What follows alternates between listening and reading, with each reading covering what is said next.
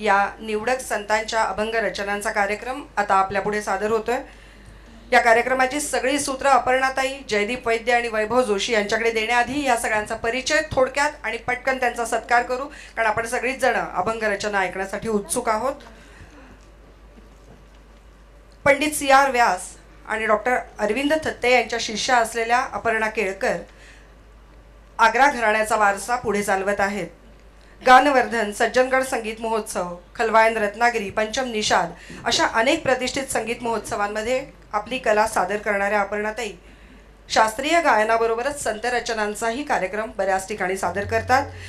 विशेष म्हणजे यंदाच्या आषाढी वारीमध्ये पालख्यांच्या जवळपास 6 मुक्कामांमध्ये त्यांनी अभंग रचनांचा कार्यक्रम वारकऱ्यांसाठी सादर केलेला आहे। त्यांचा सत्कार करण्याची विनंती मी वर्षा गजेंद्र गडकर यांना करते।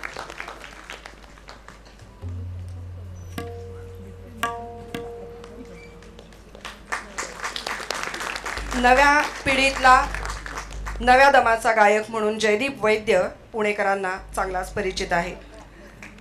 त्याचे वडील दिग्विजय वैद्य यांच्याकडून गायनाबरोबरच तबला, हार्मोनियम, सतार अशा वाद्यांचंही मार्गदर्शन त्याला मिळालेलं आहे। विशेष म्हणजे ज्या नव्या पिढीचं प्रतिनिधित्व जयदीप करतो त्याच नव्या पिढीच्या विचारानुसार नवनवीन प्रयोग संगीतामध्ये करण्यासाठी तो जराही कसरत नाही। जयदीपचाही सत्कार करण्याची विनंती मी वर्षाताईंना करते।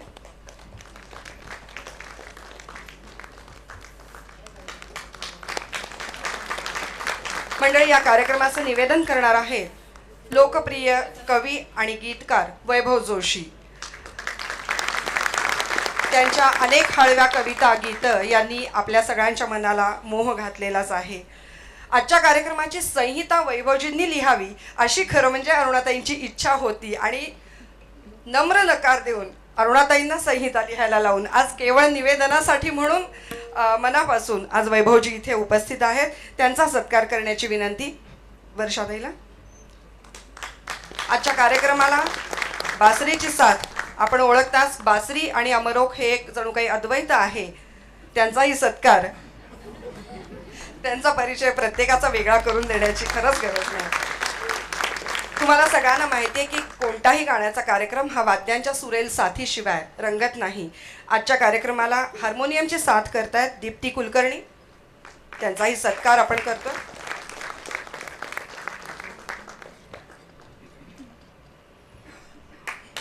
आज तबल्याची साथ करणार आहेत अपर्णाताईंचे चिरंजीव कौशिक केळकर।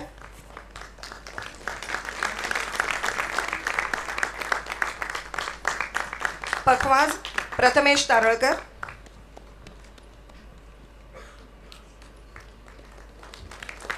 तालवाद्य आदित्य आपटे। अभंग रचनांना समूह स्वर असेल तर त्या रचना नक्कीच आपल्या मनाचा वेध घेतात। आज समूह स्वरासाठी आहेत डॉक्टर रोहन भावे, साची कोल्हापुरे आणि सानिका वाघ। या कार्यक्रमाची प्रकाश योजना सुजित बडकमकर, ऑडिओ सिस्टीम नामदेव पांगारकर, रंगमंच सजावट प्रभाकर भोसले। यानंतर पुढची सूत्र अपर्णाताई, जयदीप आणि वैभव यांच्या हाती सोपवून मी आसावरी जोशी आपली रजा घेते। धन्यवाद।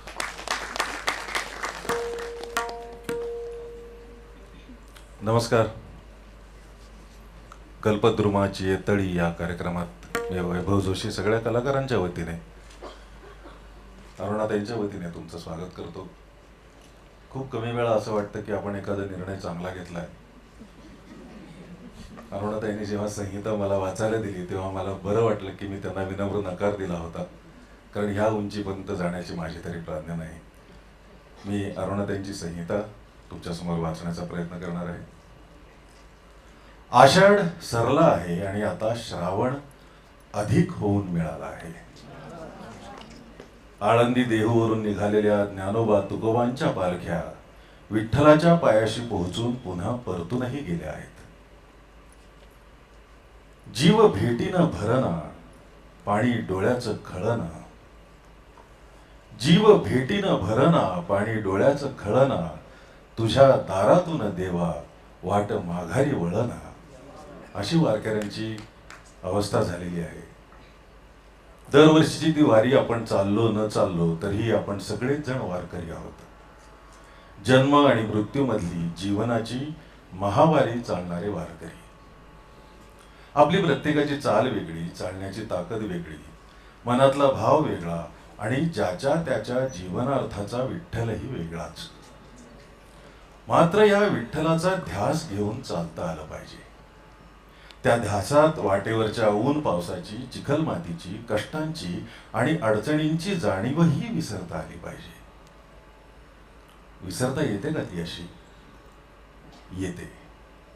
जीवनात वाट्याला आलेलं सगळं विपरीत, सगळं कडू जहर, सगळे कष्ट, उपेक्षा, अवहेलना, अपमान, दुःख सगळं विसरता येतं. नव्हे ते सगळं लौकिक सहज दूर सारता येतं आणि जनमनातला सगळा अंधार नाहीसा करणाऱ्या आत्मज्ञानाच्या उजेडात अखंड उजेड होऊनच राहता येतं. उजेडी राहिले उजेड होऊन, निवृत्ती सोपान मुक्ताबाई. आणि ज्ञानदेव तर उजेडातच आहेत. हा खरा चमत्कार आहे. ज्ञानदेवांनी रेड्यामुखी वेद वदवले की नाही, भिंत चालवली की नाही, ह्याची खातरजमा कोणी करो ना करो, पण खरा चमत्कार हा की त्यांनी वाट्याला आलेलं सगळं जहर गिळून टाकत अमृताचे शब्द उच्चारले. विश्वाचा आर्तही प्रकाशमान करणारे पसायदान मागू शकले ते, आणि तेही किती कोड्या वयात. जणू गीता हाच कल्पवृक्ष आहे आणि त्याच्या तळी विसावत त्यांनी विश्व कल्याणाची इच्छा केली. खर तर तंत्रशक्तीने घडवलेल्या अभूतपूर्व प्रगतीच्या या युगात आपण अर्थपूर्ण जगण्याचा मंत्र हरवून बसलेलो असताना, भोवती मूल्यांचे आधार उखडून टाकणाऱ्या भ्रष्टतेचा विवेकशून्य आणि लाजिरवाणा गदारोळ उठलेला असताना, ज्यांच्या शब्दाचा हात धरत आपण आपली लटपटती पावलं स्थिर करू शकू असे उदार आणि करुणासंपन्न संत हेच आपल्यासाठी कल्पवृक्ष आहेत. या कल्पवृक्षाच्या छायेत आज प्रथम आठवण करूया ज्ञानदेवांच्या आत्मानुभूतीची. कृष्ण वचनाचा आधार घेत त्यांनी ओळखलेल्या आत्मरूपाची. कोवळ्या वयातली ज्ञानदेवांची संजीवन समाधी ही त्यावेळी नामदेवांसारख्या प्रौढ आणि जाणत्या संताला कासावीस करणारी घटना होतीच. पण 800-900 वर्षानंतरही संवेदनशील अशा कोणाही माणसाला तिचा चटका लागल्याशिवाय राहत नाही. मग कवी मनाचं तर काय सांगावं. अरुण कोलटकरांसारखा आधुनिकातला आधुनिक कवी सुद्धा श्री ज्ञानेश्वर समाधी वर्णनाची कविता लिहितो. बाकीबाब बोरकर हे तर संतवाणीचे संस्कार घेऊन लिहिते झालेले कवी. त्यांनी तुमची माझी नव्हे तर विठ्ठलाचीच समाधीच्या वेळची अवस्था काय झाली सांगितलं आहे. ज्ञानदेव गेले तेव्हा कोसळली भिंत, ज्ञानदेव गेले तेव्हा कोसळली भिंत, वेद झाले रानभरी गोंधळले संत. आणि पुढे म्हटलंय की ज्ञानदेव गेले तेव्हा तडा विटे गेला, ज्ञानदेव गेले तेव्हा तडा विटे गेला, बाप रखुमा देवीवरू कटीत वाकला, बाप रखुमा देवीवरू कटीत वाकला. पण खर तर ज्ञानदेवच या विठ्ठलाला सावरत त्यावेळी म्हणाले असतील की अरे मी तुझ्यातच आहे, नष्ट होणारा नाहीच ना मीही 28 युग तुझ्यात होतोच आणि युगानुयुग पुढेही असणार आहे, कारण मी तर अमर आहे.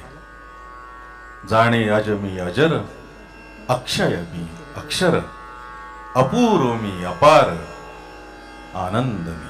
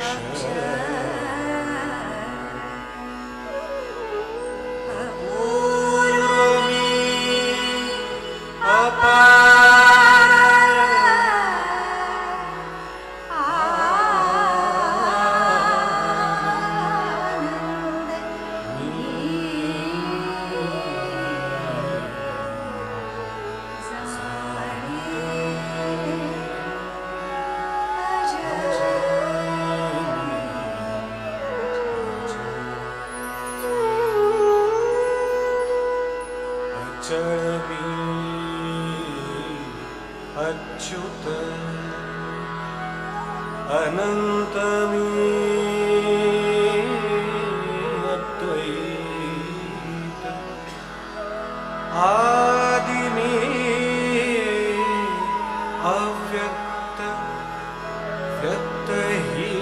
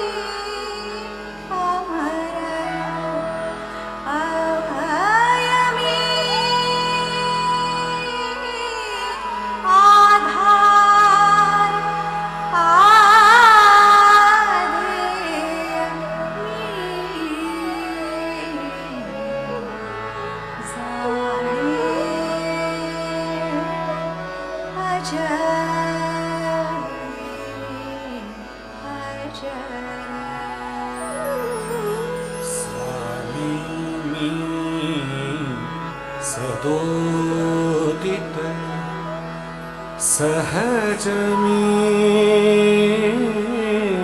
सतत सर्व मी सर्वगत सर्वातीत मी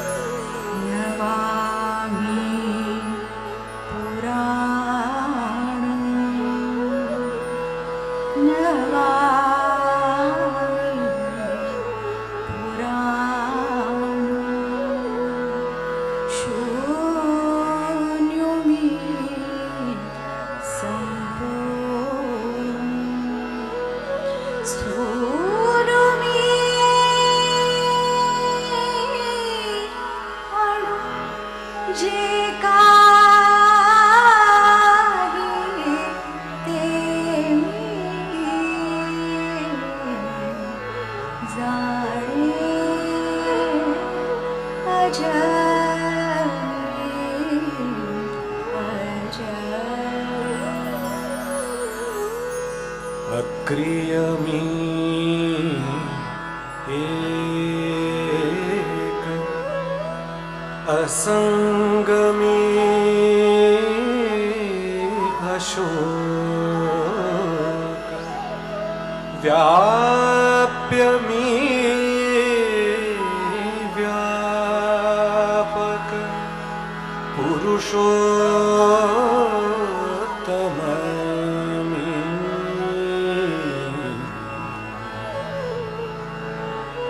शब्द मी अश्रोत्र अरूप मी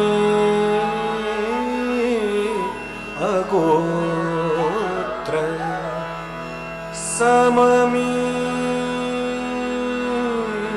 स्वतंत्र ब्रह्म मी पर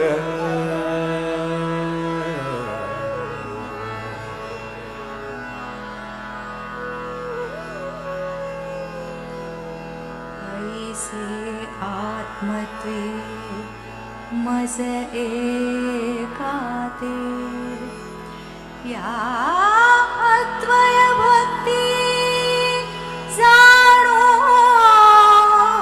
निरुते आणि याही बोधा जाणते ते गिवीची जाणे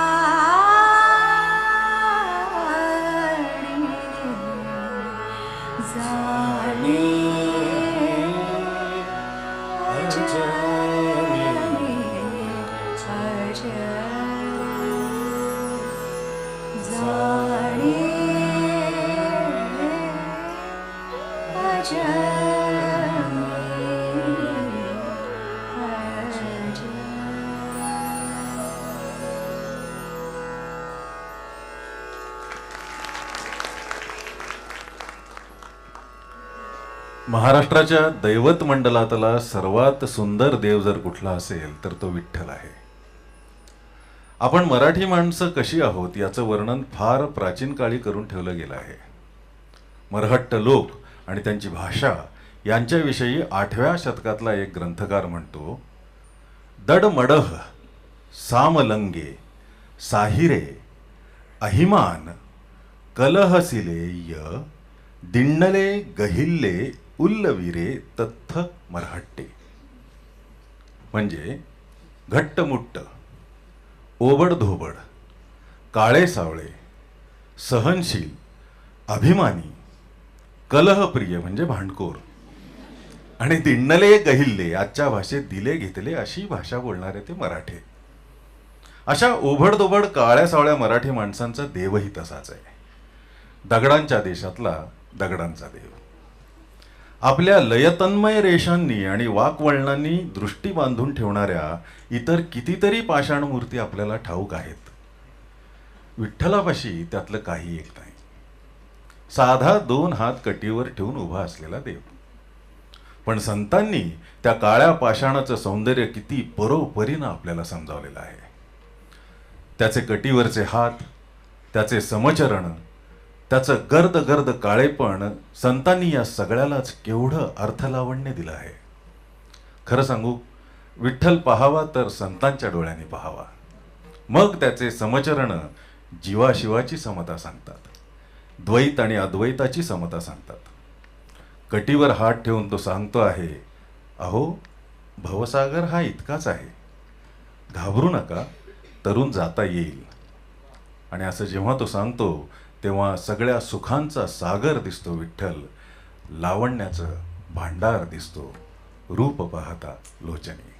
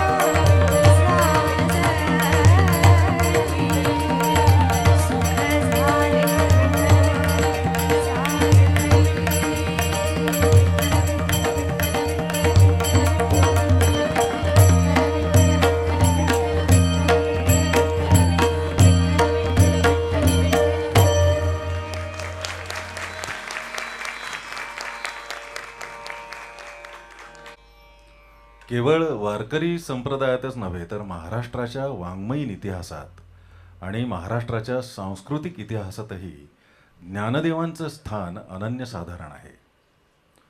काश्मीरी शैवांसकट अनेक शैव आणि शाक्त साधनांची गंगोत्री ठरलेला त्र्यंबक मठ हा महाराष्ट्रातल्या त्र्यंबकेश्वरी होता आणि तिथेच निवृत्तीनाथांना गहिनीनाथांकडून नाथपंथाचा अनुग्रह मिळाला होता. म्हणजे ज्ञानदेवांची गुरुपरंपरा ही नाथपंथीय गुरुपरंपरा आहे. ज्ञानदेवांनी ही गुरुपरंपरा आदरानं स्वीकारली, पण त्रिक आणि कौल मतांमधला तंत्राचार मात्र कटाक्षाने दूर ठेवला. त्यांनी त्या संप्रदायाचं अद्वैत तत्व स्वीकारलं, पण स्त्री पुरुष संबंधातली त्यांची दृष्टी दूर ठेवली. म्हणून तर स्त्री पुरुषांचे सामरस्य त्यांनी पारमार्थिक अनुभवाच्या दिव्य पातळीवर नेलं आणि अमृतानुभवातलं शिवशक्ती सामरस्य अर्धनारीश्वरीच्या रूपात साक्षात झालं. त्यांनी पाशुपतांची कट्टर योगप्रधान शिवनिष्ठा स्वीकारली नाही, तर मिश्र पाशुपतांची भक्तिप्रधान समन्वयाची दृष्टी स्वीकारली.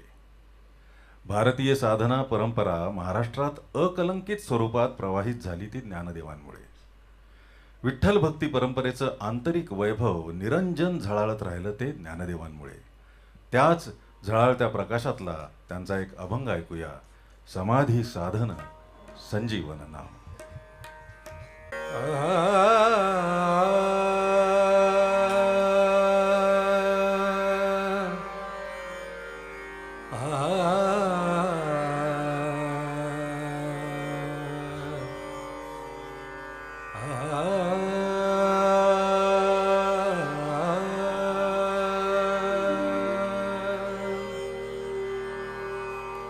समाधी साधन संजीवन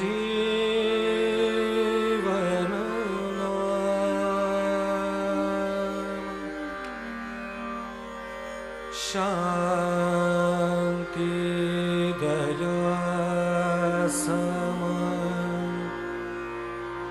सर्वा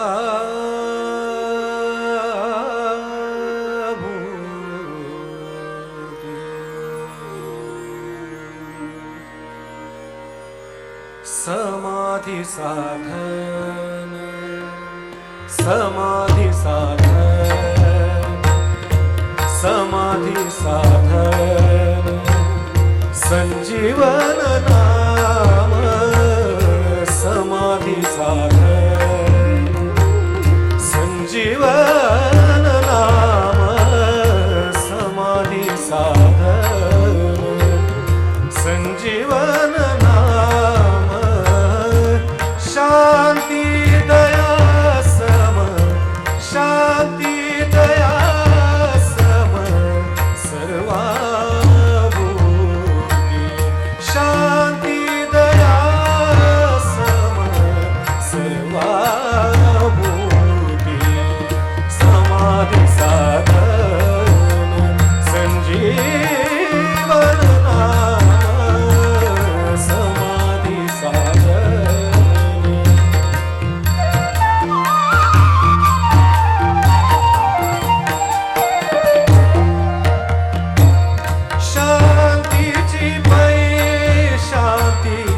निवृत्ती दाता शांतीची पै शांती निवृत्ती दाता निवृत्ती दाता शांतीची पै शांती निवृत्ती दाता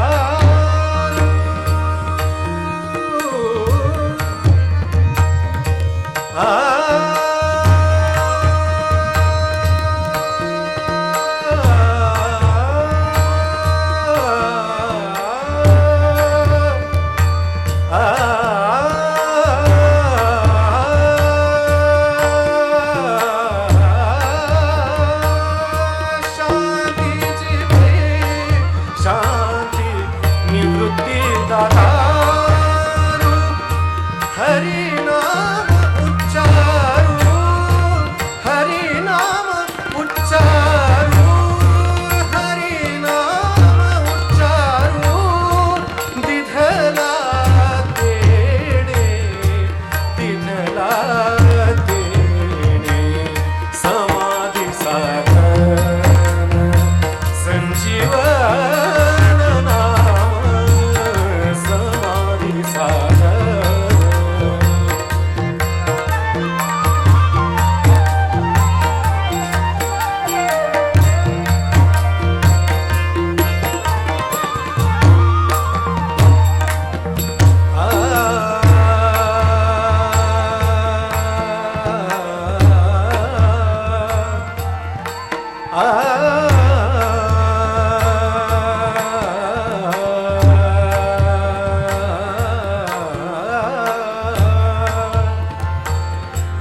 शमदम कळा विज्ञान सज्ञान शमदम कळा शमदम कळा शमदम कळा विज्ञान सज्ञान शमदम कळा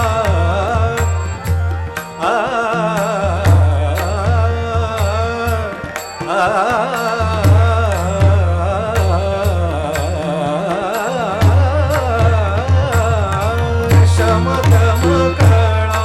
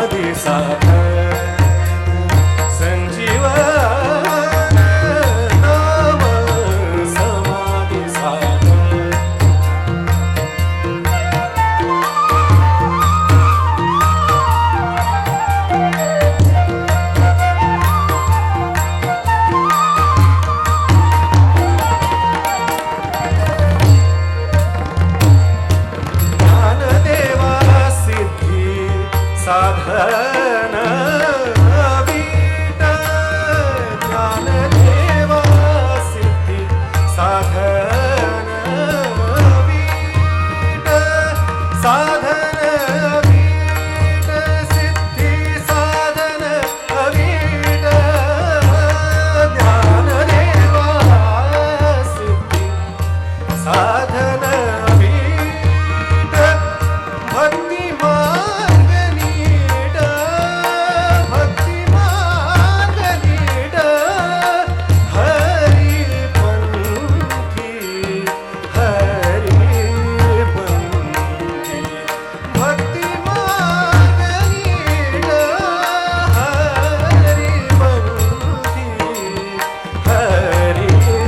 भक्ती समाधि साधन संजीवन नाम समाधि साधन शांति दया सम शांति दया सम शांति दया सम सर्वाभूति शांति दया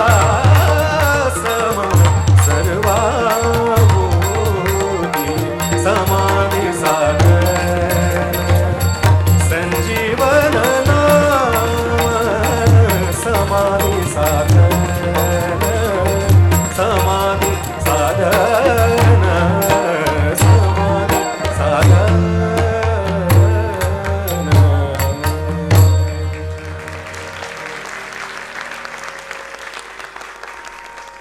महाराज मोठे विलक्षण संत आहेत. एकाच वेळी अतिशय धारदार आणि फार हृदयंगम असे हळूवार सुद्धा. गैर गोष्टींवर चाबकांचे फटकारे ओढावेत तसे शब्दांचे फटकारे ओढतात ते, आणि त्याच वेळी भक्तीने भिजलेल्या शब्दांची आपल्या पुढे ओंजळही धरतात.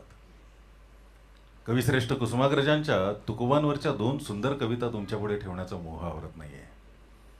ते असं म्हणतात, जंगलांनी दिला काही रान जाळ, लाटांचे उफाळ सागरांनी.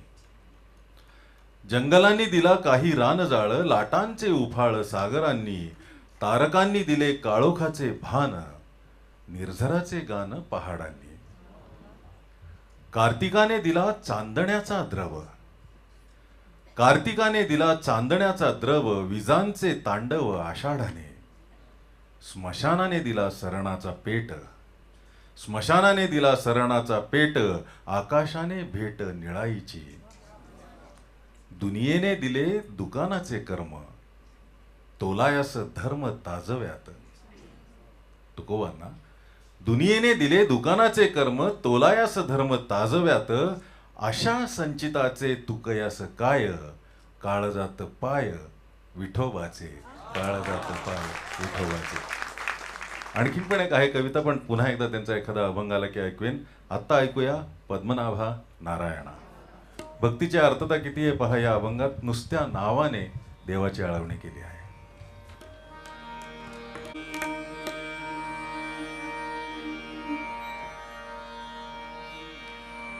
श्री अनंता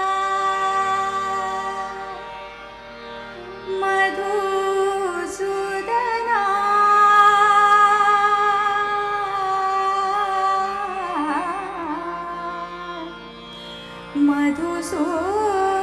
मधुसूदना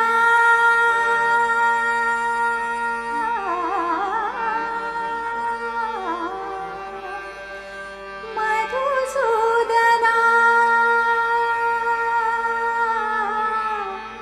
मधुसूदना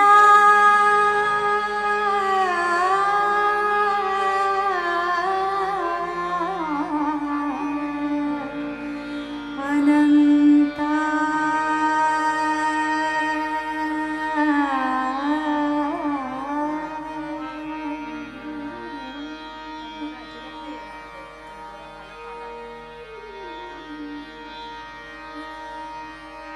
पद्मनाभा नारायणा पद्मनाभा नारायणा पद्मनाभा नारायणा पद्मनाभा नारायणा पद्मनाभा नारायणा पद्मनाभा नारायणा पद्मनाभा नारायणा पद्मनाभा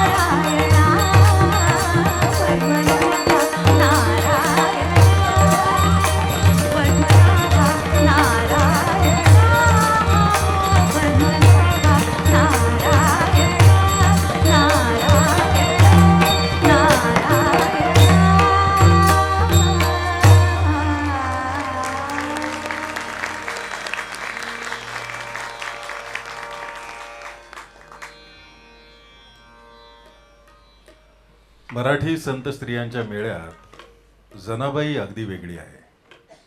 विलक्षण ताकदीची बाई आहे ती. जवळीक सांगायची झाली तर तिची कणखर कोवळीक कधी कधी तुकारामांच्या शब्दांजवळ जाते. एरवी तिची वाट एकटीची आहे. ती मराठवाड्यातली, परभणी जिल्ह्यातल्या गंगाखेडची. अगदी लहान वयात तिची आई वारली आणि तिच्या बापानं तिला पंढरपुरात नामदेवांच्या घरी ठेवलं. जनी तिथे कायमची राहिली. बस एवढंच तिचं चरित्र. पण माणसांच्या खऱ्याखुऱ्या जगण्याचे तपशील फक्त इतके ढोबळ थोडेच असतात. जनीचं आंतरचरित्र तर सगळं विठ्ठलाशी जोडलेलं आहे. आयुष्य अर्थपूर्ण करणारी सगळी नाती तिने एका विठ्ठलामध्ये पाहिली आहेत. विठू तिचा बाप आहे, आई आहे, भाऊ आहे, सखा सहचर आहे आणि अरे अरे विठ्या मूळ मायेच्या कारट्या म्हणण्या इतका लहान पोरगाई आहे. विठ्ठल तिला मिळाला आहे तो सगळ्या संत मंडळींमुळे. एरवी स्त्रियांच्या वाट्याला कुठलं आलं आहे भक्तीच्या वाटा चालण्याचं स्वातंत्र्य, पण संतांनी ते शक्य केलं आहे. आणि जनीला याची जाणीव आहे आणि त्या जाणीवेने तिचं बाईपण समृद्ध केलं आहे. ती एक शहाणी, बुद्धिमान आणि प्रतिभावंत बाई आहे आणि तिच्या बाईपणाचा एक सगळ्यात उत्कट उद्गार तिने ज्ञानदेवांविषयी काढला आहे. ती म्हणते, मरून या जावे बा माझ्या पोटी यावे. एकट्या अविवाहित जनीचे हे उद्गार किती विलक्षण आहेत. आता जो अभंग आपण ऐकणार आहोत त्यातही ज्ञानदेवांविषयीचा तिचा मर्मभाव भरून आहेच. संत भार पंढरीत.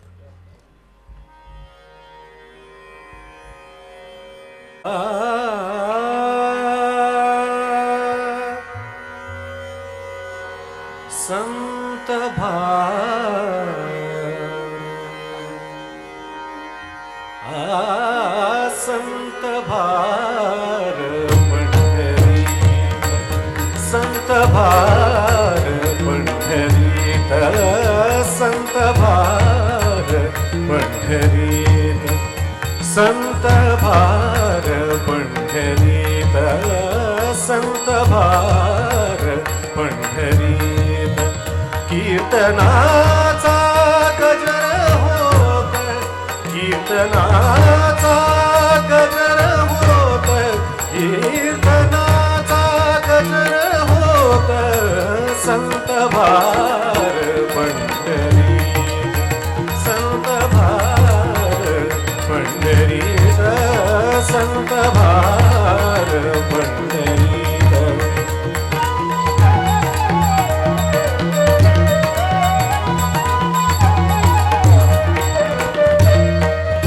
तेथ असे देव उभा. तेथ असे देव उभा. तेथ असे देव उभा. तेथ असे. तेथ असे. तेथ असे देव उभा. तेथ असे. तेथ असे देव उभा. तेथ असे देव उभा. तेथ असे देव उभा. जैसी समचरणाची शोभा. जैसी समचरणाची शोभा. जैसी समचरणाची शोभा. चरणाची शोभा. संत भार पंढरीत. संत भार पंढरीत. संत भार.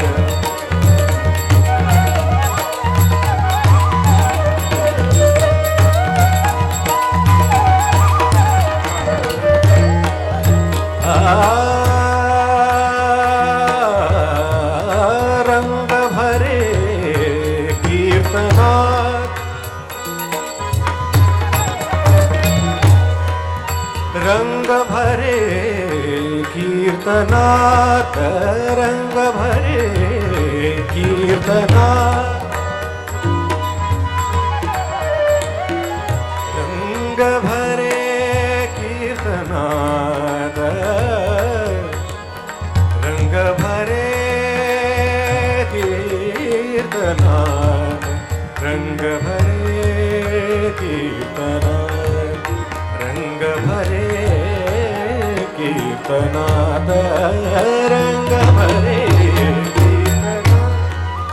रंग भरे कीर्तनात प्रेमे हरिदास नाचत प्रेमे हरिदास नाचत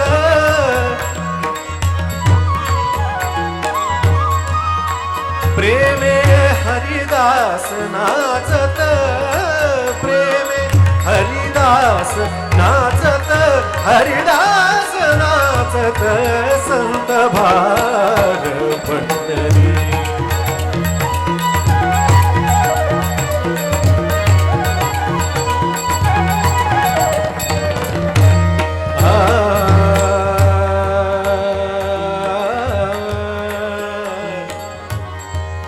सखा विरळा ज्ञानेश्वर सखा विरळा ज्ञानेश्वर सखा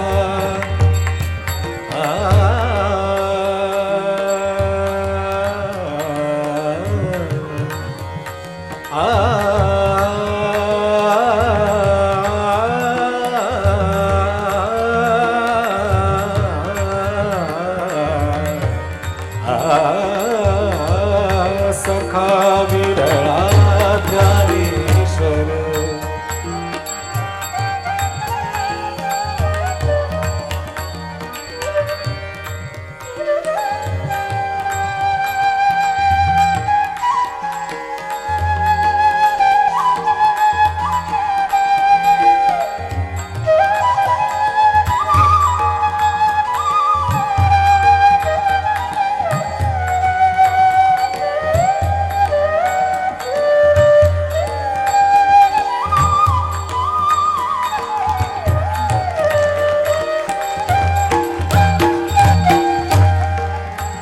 ज्ञानेश्वर सखा विरळा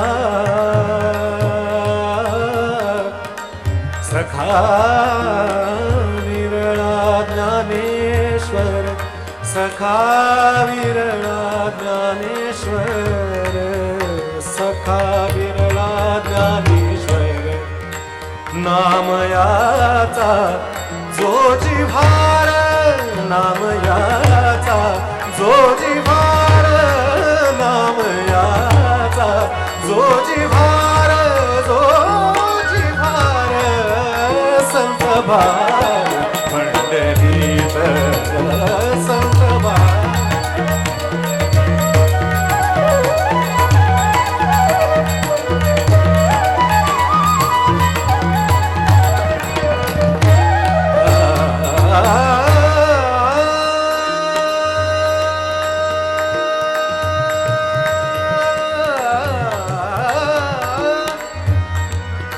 ऐशा संता शरण जावे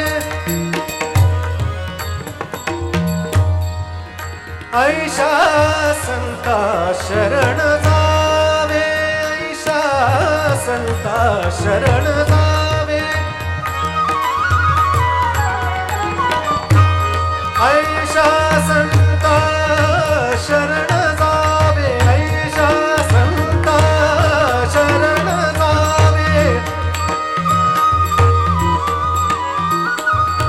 ऐशा संता शरण जावे जनी म्हणे त्याला धावे जनी म्हणे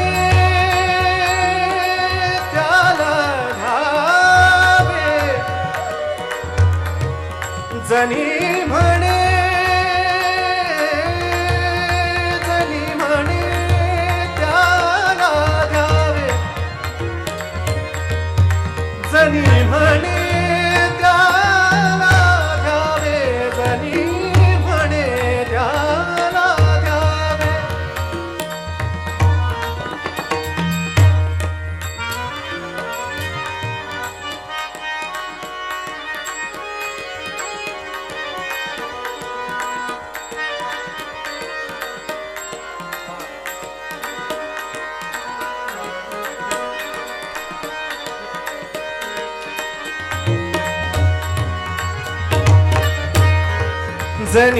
म्हणे त्याला द्यावे शरण जावे जनी म्हणे त्याला घावे जनी म्हणे त्याला घावे त्याला घावे संत भार पंढरीत संत भार पंढरीत संत भार पंढरीत संत भार पंढरीत संत भार संत भार संत भार पंढरी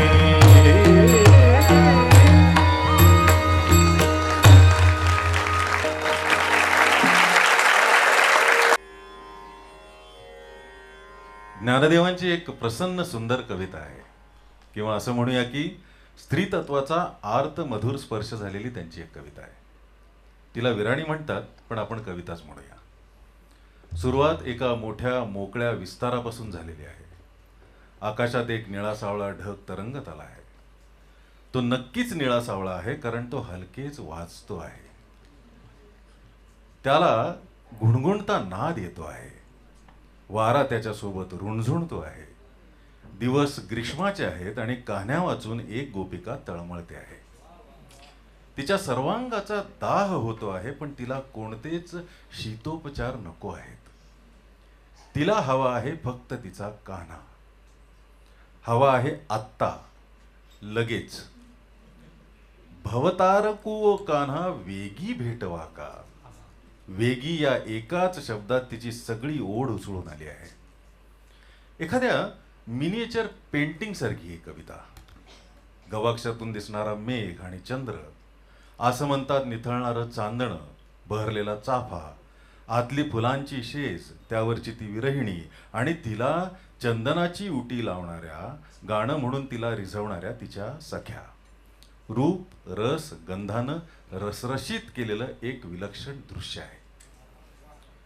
म्हटलं तर हे सगळं सांकेतिकच आहे, पण शेवटच्या दोन ओळी, आधीची सगळी कविता स्वतःवरून तोलून घेत या दोन ओळी झटकन क्षितिजापर्यंत जातात.